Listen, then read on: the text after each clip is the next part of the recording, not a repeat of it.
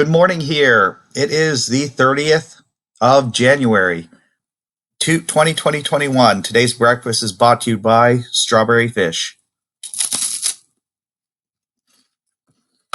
So, most of you guys probably know, because I mentioned it more than once, but I'm a real estate agent. I decided to separate my residential business and my commercial business website by making a website, Philly Metro CRE. CRE stands for commercial real estate.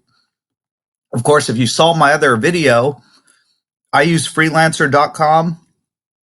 There'll be a link in the description if you want help from a freelancer.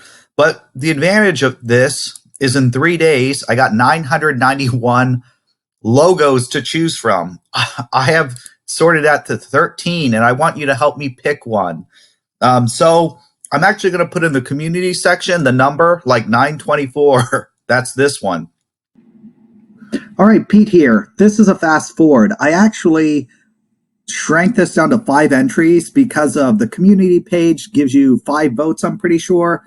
Also, I didn't want to give 13 possibilities for me to flip through. It was going to take me a long time if we get a lot of comments. But comment below or go to the community section and put what you feel is your favorite one. Would it be 924? This one. 833?